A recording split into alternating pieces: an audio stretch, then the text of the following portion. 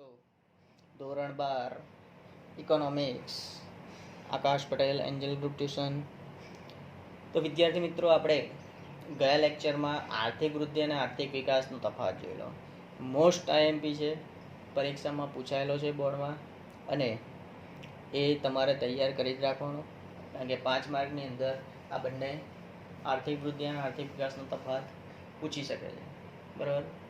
હવે આપણે આગળ જોઈએ. બીજો એક આઈએમપી સવાલ છે વિકાસના નિર્દેશકો. બરાબર. તો સૂત્ર છે, શોર્ટમાં આપણે યાદ રાખવું હોય તો યાદ રાખી શકાય. રામાજીમાં, હવે રામાજીમાં એટલે મુદ્દો છે. રા એટલે રાષ્ટ્રીય આવકનો વૃદ્ધિ દર, મા એટલે માથાદીઠ આવકનો વૃદ્ધિ દર, જી એટલે જીવનની ભૌતિક ગુણવત્તાનો આંક, અને 4 મા એટલે માનવ વિકાસનો આંક. બરાબર. એટલે આ શોર્ટ ફોર્મ છે. 4 મુદ્દા આપણે આ નિર્દેશકોમાં ધ્યાનમાં રાખવાના છે. તો પહેલો આપણે મુદ્દો જોઈએ, રાષ્ટ્રીય આવક વૃદ્ધિ દર. વૃદ્ધિ એટલે આપણે આગળ શીખી ગયા છે. બરાબર. અને એ તમારે યાદ રાખવાની હતી, મેં કીધેલી.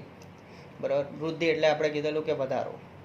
તો અહીંયા જ કીધું છે કે રાષ્ટ્રીય આવકનો વૃદ્ધિ દર પહેલો મુદ્દો છે કે વાસ્તવિક રાષ્ટ્રીય આવકમાં લાંબા ગાળા સુધી સતત શું થાય, વધારો થતો રહે છે, એટલે આર્થિક વિકાસ થયો કહેવાય. બરાબર. જો રાષ્ટ્રીય આવક ઊંચા દરે વધે તો વિકાસનો દર કેવો થાય? ઊંચો. એકદમ સહેલું છે. રાષ્ટ્રીય આવકનો તમે જુઓ કે દર ઊંચો તો શું થાય? વધારે. તો વિકાસનો દર પણ શું થાય? ઊંચો. જો રાષ્ટ્રીય આવક નીચા દરે હોય તો વિકાસનો દર શું થાય? નીચો અથવા મંદ, આપણી ભાષામાં કહીએ તો. બરાબર. આ ધ્યાનમાં રાખવાનું છે મેઇન. બરાબર. જો આવકનો દર ઊંચો તો વિકાસનો દર ઊંચો. જો આવકનો દર નીચો તો વિકાસનો દર કેવો કહેવાય? નીચો ગણાય. અને જો રાષ્ટ્રીય આવકમાં વધારો ના થાય ને ઘટાડો પણ ના થાય તો શું કહેવાય? સ્થિરતાની અવસ્થા દર્શાવે છે, સ્થગિતતા. બરાબર. ના વધે ના ઘટે એટલે શું કહેવાય? સ્થિર રહે છે. બરાબર. જો રાષ્ટ્રીય આવકમાં ઘટાડો થતો હોય તો આર્થિક વિકાસ પીછેહટ ગણાય છે. બરાબર. આમાં બહુ લાંબુ લખવાનું નહીં. બરાબર. કોષ્ટકમાં જોઈએ છે તો અહીંયા તમને રાષ્ટ્રીય આવકનો વાર્ષિક ટકાવારી, બરાબર, એની માહિતી આપણને આપેલી છે. તો જોઈએ આપણે રાષ્ટ્રીય આવકના વાર્ષિક વૃદ્ધિ ટકાવારી. નોર્વે કેટલો આપ્યું છે? 2.2. અમેરિકા 2.4, શ્રીલંકા 4.5, ચીન 7.3, ભારત 7.3, પાકિસ્તાન 4.7. ચલો હવે આના પરથી જોઈએ. સામેનો જે છે કોષ્ટક છે એ આપણે એની જ વાત કરીએ છીએ. સામે જે લખાણ છે, બરાબર, એ આમાં આવી જ જશે, તમને ખ્યાલ જ હશે. શોર્ટમાં તમને કહી દઉં છું. હવે ઓછો કયો છે જોઈ લઈએ પહેલાં. 2.2, 2.4. તો કયો ઓછામાં કયો આવશે? નોર્વે અને અમેરિકા. બરાબર. જે આપણે અંદર મેં લખેલું જ છે. બરાબર. ઓછું 2.2 અને 2.4, ઓછો વૃદ્ધિ દર. ચલો મધ્યમ કયો આવે છે? બરાબર. 4.5. બરાબર. અને બીજું કયું આવશે? 4.7, પાકિસ્તાન. બરાબર. એ મધ્યમમાં જાય છે. વધારે કયો છે? ચીન અને ભારત. એમાં જો 7.3, 7.3 બે સેમ જ છે, પણ પેલા બે કરતાં તો વધારે જ કહેવાય ને. નોર્વે, અમેરિકા અને પાકિસ્તાન ને શ્રીલંકા કરતાં તો વધારે જ છે કે. બરાબર. એટલે વધુ અને પેલું ઓછું. એટલે અહીંયા એમ જ કહેવા માગે છે કે ઊંચો દર કોનો છે? રાષ્ટ્રીય વાર્ષિક વૃદ્ધિ દર ઊંચો છે તો નોર્વે, અમેરિકા, શ્રીલંકા અને પાકિસ્તાન કરતાં એમ કહેવાય કે ભારતનો રાષ્ટ્રીય આવકનો વાર્ષિક વૃદ્ધિ દર કેવો છે? ઊંચો છે. અને બીજો આમ ચીન આવે છે. બરાબર. બે દેશો આવે છે. એટલે ભારતનો આર્થિક વિકાસ વૃદ્ધિ દર આ દેશો કરતાં કેવો છે? ઊંચો છે. બરાબર. આમાં કંઈ છે જ નહીં, ખાલી સમજૂતી જ આપી છે. એટલે એમ કહેવાય છે કે હવે મર્યાદા તરફ જઈએ તો પહેલી મર્યાદા છે રાષ્ટ્રીય આવકની ગણતરીની મુશ્કેલી. બરાબર. હવે કેટલીક મર્યાદાઓ પણ નિર્દેશકોમાં તમને જોવા મળશે. તો અહીંયા કઈ મુશ્કેલી પડે ગણતરીમાં? બેવડી ગણતરી. બેવડી એટલે એકની એક રકમ બે વાર આપણે ગણી કાઢતા હોઈએ છીએ, એવું ઘણીવાર થતું હોય છે. સ્વ વપરાશની વસ્તુઓ. ઘસારો જાણવાની મુશ્કેલી. ઘસારો એટલે આપણે એકાઉન્ટમાં આવે છે ને કે ફર્નિચર પર આટલા ટકા ઘસારો, યંત્ર પર આટલા ટકા ઘસારો. બરાબર. તેમાં અમુક વાર એમ કહેવાય કે મુશ્કેલી પડતી હોય છે. ગેરકાયદેસર આવક. ગેરકાયદેસર આવક એટલે 2 નંબરનો રૂપિયો. બરાબર. બ્લેક મની કહીએ છીએ આપણે. કર ટાળો, ટેક્સની ચોરી કરીએ છીએ, ટેક્સ ભરતા નથી, ટેક્સ ચોરી થાય છે, કર ચોરી. બરાબર. આવી પ્રવૃત્તિ. તો આ બધી ગણતરીમાં મુશ્કેલી પડે. એટલે એ ચોપડે ધ્યાનમાં લેવામાં આવતી નથી એમ કહેવાય છે. સાટા પદ્ધતિ, બરાબર. સાટા પદ્ધતિમાં એવું જ હતું, એ આગળ તમારે આગળના પાઠમાં આવશે સાટા પદ્ધતિ શું છે, બરાબર, ત્યારે સમજૂતી આપીશું. નિરક્ષરતા, ભણેલા નથી, તો એ પણ એક મુશ્કેલી છે. એક કરતાં વધારે વ્યવસાયમાં રોકાયેલા લોકો, આવા કારણોને લીધે દેશની રાષ્ટ્રીય આવક અને સાચો વૃદ્ધિદર આપણે જાણી શકતા નથી, બરાબર. એના લીધે આ તકલીફ થાય છે. એટલે રાષ્ટ્રીય આવકની ગણતરીમાં આને લીધે અમુક વાર ઘણી મુશ્કેલીઓ પડતી હોય છે. એટલે રાષ્ટ્રીય આવક સાચો માપદંડ ગણાય નહીં, એટલે સાચી ગણતરી આપણને મળતી નથી, એટલે આ તકલીફ કરે છે, એટલે મુશ્કેલી સર્જાય છે એમ કહેવાય છે. એના પછી છે વસ્તી, બીજો મુદ્દો છે મર્યાદામાં. તો રાષ્ટ્રીય આવક જાણવાથી વિકાસનો સાચો ખ્યાલ આપણને આવી શકતો નથી. જે તે દેશની વસ્તી પણ ધ્યાનમાં લેવી જોઈએ. ભારત કરતાં ચીનની વસ્તી વધારે છે, એ આપણે જાણીએ જ છીએ. તો અહીંયા દેશ કરતાં દેશની રાષ્ટ્રીય આવક વધારે હોય, દેશનો વિકાસ દેશ કરતાં વધારે ન કહેવાય. વસ્તીમાં ટૂંકમાં એમ જ લખવાનું, દેશની રાષ્ટ્રીય આવકની સાથે દેશની વસ્તી પણ ઝડપથી વધતી હોય તો વિકાસ દેશથી વધારે છે તેમ ન કહેવાય, બરાબર. વસ્તી વધે તો વિકાસ થાય એવું જરૂરી નથી, બરાબર. ડેવલપમેન્ટ થાય છે પણ કેવું થાય છે, ધીમે ધીમે થાય છે. અને વસ્તી વધે તો વિકાસ ઝડપી થાય એમ માનવું નહીં, એ વાત જ ખોટી છે, બરાબર. વિકાસ એની રીતે ધીમે ધીમે થતો રહેશે, બરાબર. ત્રીજો મુદ્દો છે રાષ્ટ્રીય આવક ગણવાની જુદી જુદી પદ્ધતિઓ.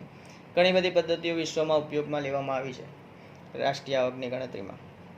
એમાં બે ઉત્પાદનની આવક અને ખર્ચની પદ્ધતિ મુખ્ય છે એમ કહેવાય છે. કોઈ એક પદ્ધતિ કરતાં બીજી પદ્ધતિથી રાષ્ટ્રીય આવકની ગણતરી કરતાં રાષ્ટ્રીય આવકમાં શું પડે છે, ફેર પડે છે. કોઈ એક પદ્ધતિ કરતાં બીજી પદ્ધતિથી રાષ્ટ્રીય આવકની ગણતરી કરતાં રાષ્ટ્રીય આવકમાં શું પડે છે, ફેર પડે છે. એટલે એમ કહેવાય છે આવક પદ્ધતિ કરી હોય તો ખર્ચની પદ્ધતિમાં ફેર પડે, થોડો બહુ ફેરફાર ના હોય, થોડો ફેરફાર પડી જાય છે. બધા દેશો જુદી જુદી પદ્ધતિથી રાષ્ટ્રીય આવક ગણતા હોય છે, એટલે રાષ્ટ્રીય આવકની આંતરરાષ્ટ્રીય તુલનાનું કાર્ય કેવું છે, મુશ્કેલ બન્યું છે એમ કહેવાય છે. એટલે એ ગણતરીમાં પણ ધ્યાન રાખવું જરૂરી છે, બરાબર. એના પછીનો મુદ્દો છે માથાદીઠ આવકનો વૃદ્ધિદર. બીજો રામાજીમાં રા એટલે રાષ્ટ્રીય આવકનો વૃદ્ધિદર આપણે જોઈ ગયા. હવે બીજો મા એટલે માથાદીઠ આવકનો વૃદ્ધિદર. હવે માથાદીઠ આવક એટલે શું, આપણે ધોરણ 10માં શીખેલા છે. માથાદીઠ આવક એટલે એમ કહેવાય કે સરેરાશ માથાદીઠ આવક. હવે એની વ્યાખ્યા શું, પહેલાં વ્યાખ્યા ખબર હોય તો જ આગળ ખબર પડશે. દેશની કુલ રાષ્ટ્રીય આવકને કુલ વસ્તી વડે ભાગવામાં આવે, બરાબર. તો જે સરેરાશ આવક આવે તે માથાદીઠ આવક કહેવાય. સૂત્ર તમને કહી દઉં શોર્ટમાં, બરાબર, આવે જ છે, બરાબર. કુલ રાષ્ટ્રીય આવક ને કુલ વસ્તી વડે ભાગો એટલે તમને માથાદીઠ આવક મળી જાય, બરાબર. એટલે રાષ્ટ્રીય આવકના નિર્દેશન કરતાં આ જે આવક આ છે એ ચડિયાતો છે.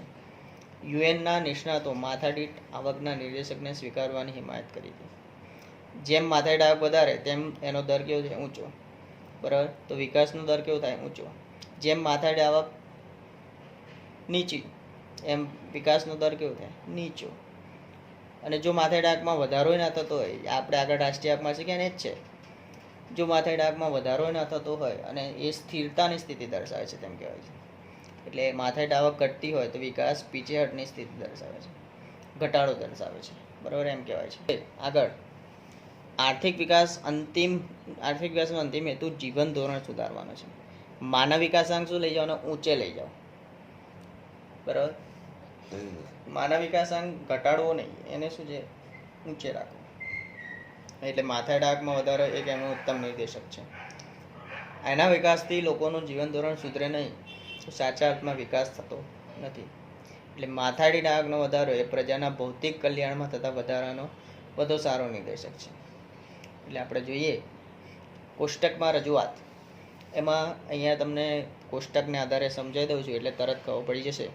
તો એમ કહેવાય છે કે નોર્વે, હવે ટ્રિપલ પીપી 3 પીપી પાર્ટ પર મિલિયન, બરાબર. સમખરીદ શક્તિનો સિદ્ધાંત કહેવાય એને, પાર્ટ પર મિલિયન. એટલે હવે નોર્વેમાં વૃદ્ધિ દર છે 1.1, અમેરિકામાં 1.6, શ્રીલંકા 3.5, ચીનમાં 6.7, ભારતમાં 6.0, પાકિસ્તાનમાં 2.6. હવે અહીંયા જોઈએ કે સમખરીદ શક્તિના માપદંડ મુજબ 2014 પ્રમાણે માથાદીઠ આવક ભારતની આપણે જોવાની મેઇન કેટલી હતી, $5,497 અમેરિકન ડોલર છે, બરાબર. એટલે એમ કહેવાય છે કે અમેરિકા, ચીન, શ્રીલંકા કરતાં કેવી છે, ઘણી ઓછી છે આપણી. 5,497 તો આપણાથી આગળ દેશો કયા, તો નોર્વે, અમેરિકા, શ્રીલંકા અને ચીન આપણાથી આગળ છે, બરાબર. નોર્વે કરતાં 11થી 12 ગણી આપણી આવક કેવી છે, ઓછી છે, બરાબર. એટલે એમ કહેવાય છે નોર્વેનો વિકાસ ભારત કરતાં 11થી 12 ગણો વધારે છે તેમ કહેવાય. પરંતુ ભારતની માથાદીઠ આવક વૃદ્ધિનો દર કેવો છે, ઊંચો. એટલે વિકાસ ઝડપથી થઈ રહ્યો છે, ધીમે ધીમે કાર્ય થઈ રહ્યું છે. માથાદીઠ આવકની મર્યાદા જોઈએ. મર્યાદામાં પહેલું છે અંદાજો. દેશની રાષ્ટ્રીય આવક દર વર્ષે ગણાય છે. કેટલા વર્ષે? દર વર્ષે આપણે રાષ્ટ્રીય આવક દર વર્ષે ગણીએ છીએ. આંકડા પણ આપણે લગભગ સચોટ મળી રહે છે, પરંતુ દેશની વસ્તી દર વર્ષે ગણાતી નથી. ભારતની વસ્તી દર કેટલા વર્ષે થાય? 10 વર્ષે વસ્તી ગણતરી થાય છે. એટલે વર્ષોના વસ્તીના આંકડાના માત્ર આ લોકો શું છે, અંદાજો. ભાઈ 2021માં કેટલી થશે તો એનો અંદાજો આપી દીધો હોય. 2001માં કઈ હતી તો 2011માં કેટલી થઈ, બરાબર, તો એનો અંદાજો 2001માં જ આપી દેશે. એ સાચી માથાદીઠ આવક આમાં શું છે, મળતી નથી, બરાબર. બીજો મુદ્દો છે રાષ્ટ્રીય આવક, માથાદીઠ આવક ગણવાની મુશ્કેલી. રાષ્ટ્રીય આવક ગણવાની મુશ્કેલી આપણે જોઈ ગયા. તેવી રીતે માથાદીઠ આવક ચાલુ ભાવે ગણવી કે સ્થિર ભાવે ગણવી, તેની મુશ્કેલીને કારણે સાચી સ્થિતિ જાણી શકાતી નથી, બરાબર. હવે રાષ્ટ્રીય આવક ગણવાની તો આપણને ખબર પડી જ જાય કે તમને આપી જ દે છે. પણ માથાદીઠ આવક ચાલુ ભાવે ગણવી કે સ્થિર ભાવે ગણવી, બરાબર, એ જરા મુશ્કેલી પડે છે. એ આપણે સાચો જાણી શકાતા નથી. હવે એક વિધાન પણ છે તમારે. ત્રીજો મુદ્દો, માથાદીઠ આવક માત્ર સરેરાશ દર્શાવે છે. માથાદીઠ આવક એ સરેરાશ આવક દર્શાવે છે. વિધાન સમજાવો, પરીક્ષામાં પૂછી શકાય. તો અહીંયા કહે છે સરેરાશને આધારે કોઈ નિર્ણય ના લઈ શકાય. અંદાજિત આપણે નિર્ણય લઈ શકતા નથી, કેમ કે દેશોની વિકાસની કક્ષા આપણે જાણી શકતા નથી. અંદાજિત એટલે તમને શું, ખાલી આંકડો જ આપે, અંદાજો માર્યો કે મેં. ભાઈ આપણે પરીક્ષા આપીને આવીએ તો આપણે અંદાજો કહીએ કે આટલા માર્ક આવશે કે આટલા ટકા આવશે, એવો અંદાજો છે આ એક પ્રકારનો, બરાબર. જો માથાદીઠ આવક વધે તો દેશમાં આવકની વહેંચણી સમાન રીતે થાય, તો જ આર્થિક વિકાસ થયો તેમ કહેવાય. જો અસમાન થયેલી હોય તો આર્થિક વિકાસ થયો નથી તેમ કહેવાય છે. એટલે માથાદીઠ આવક રૂપી નિર્દેશક ખામી ભરેલો છે, બરાબર, મુશ્કેલ ભરેલો છે, ખામી છે. કંઈક ખામી જોવા મળે, બરાબર, કારણ કે વહેંચણી જ અસમાન રીતે થયેલી હોય, અસ્તવ્યસ્ત થયેલી હોય, બરાબર, એટલે આર્થિક વિકાસ થયો નથી. ચોથું, સરખામણીની મુશ્કેલી. દુનિયાના દેશોની માથાદીઠ આવક જે તે દેશના ચલણમાં દર્શાવેલી હોય છે. હવે સરખામણી, આપણે અમેરિકાની ડોલરની સરખામણી કરીએ અને ભારતના રૂપિયાની સરખામણી કરો તો એમાં કેટલો બધો ફેર છે. તો કયા દેશનો આર્થિક વિકાસ દર ઊંચો છે કે નીચો છે, એ દુનિયાના દેશોએ પોતાના હુંડિયામણ દરો પર અનેક જાતના અંકુશો મૂકેલા હોવાથી સાચો વિનિમય દર આપણે જાણી શકતા નથી, અને દેશોની સાચી સરખામણી પણ થઈ શકતી નથી. કેમ કે ચલણ જ અલગ હોય ને, બધી જગ્યાએ અલગ અલગ, બધા દેશોમાં અલગ અલગ ચલણ છે.